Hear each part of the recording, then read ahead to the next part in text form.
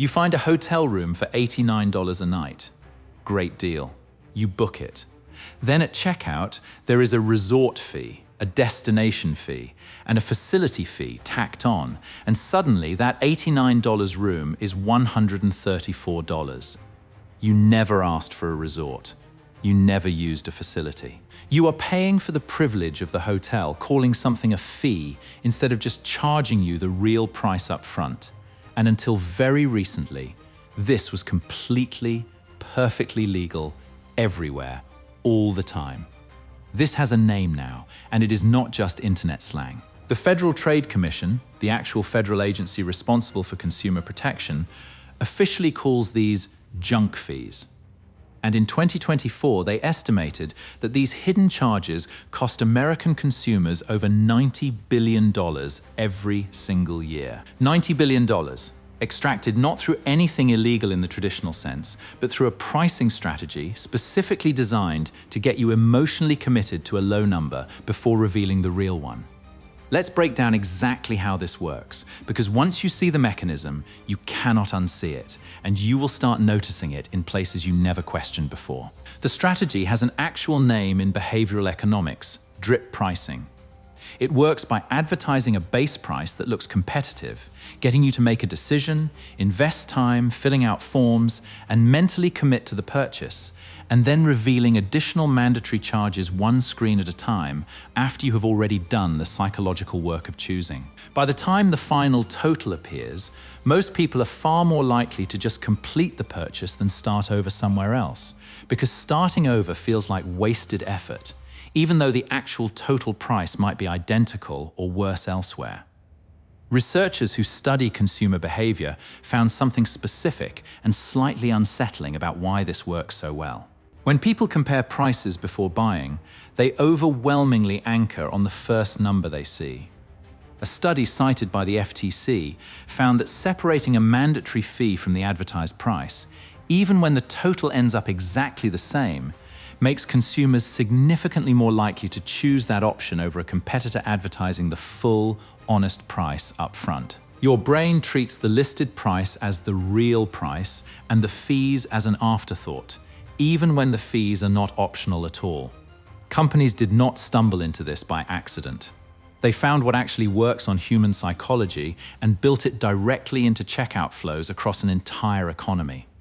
Now let's go industry by industry, because this is not one company doing one shady thing. This is a business model that spread almost everywhere over the last 2 decades once it proved how effective it was.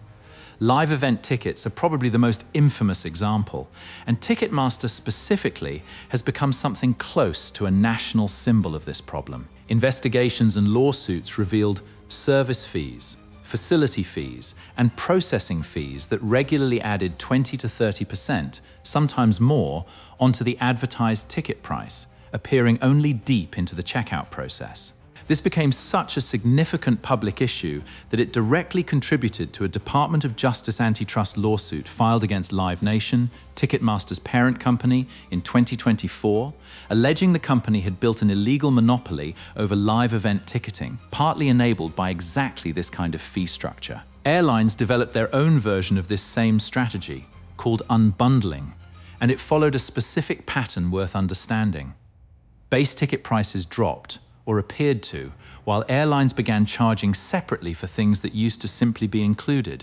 Checked bags, seat selection, changing your flight, even printing a boarding pass at the counter instead of doing it yourself online. The Department of Transportation has specifically targeted this practice, and in 2024 proposed rules that would require airlines to disclose baggage and change fees clearly at the time you are searching for flights, rather than burying them deep in the booking process after you have already selected a flight. Banking fees might be the oldest and most quietly damaging version of this entire pattern.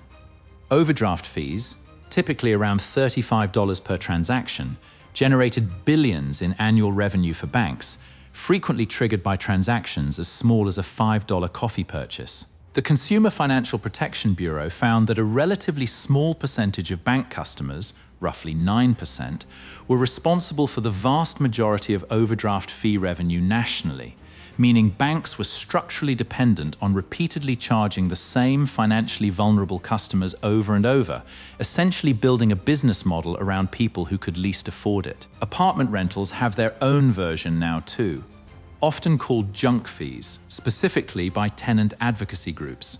Application fees that can run $50 to $100 per person even when you do not get the apartment, amenity fees for a gym or pool you may never use, mandatory trash valet charges, and administrative fees that exist for no clearly explained reason beyond simply being an additional line item the landlord can add. Here is where the actual current affairs part of this becomes genuinely important, because this is not just a description of a problem, it is a live, ongoing regulatory fight happening right now.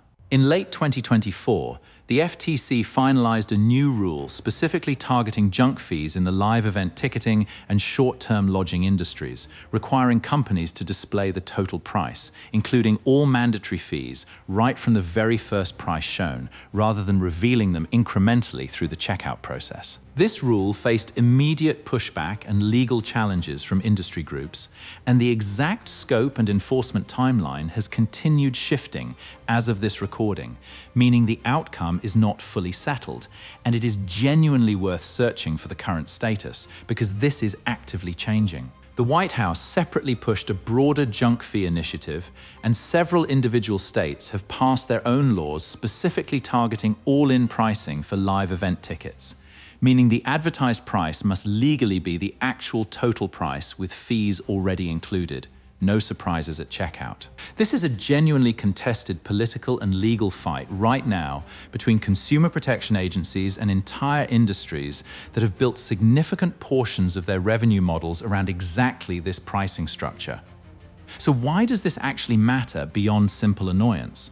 Because $90 billion a year is not an abstract number. Spread across roughly 130 million American households, that averages out to hundreds of dollars per household annually, extracted specifically through a pricing method engineered to exploit a known and well-documented psychological blind spot, rather than through any product or service actually being more valuable.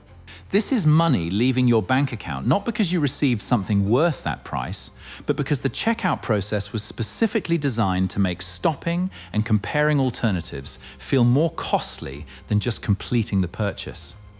Here is what you can actually do with this right now, beyond simply knowing it exists. When booking hotels, searching specifically for all-in pricing, or checking the final total before entering payment information rather than trusting the first number shown has become an increasingly necessary habit rather than an optional one.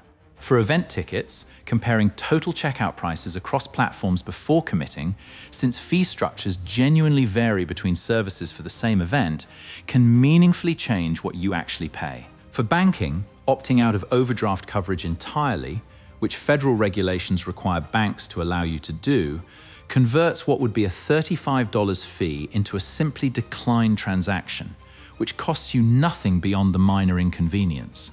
None of these individual habits fix the underlying structure. One person carefully checking total prices does not dismantle a business model that an entire industry has built around not doing exactly that.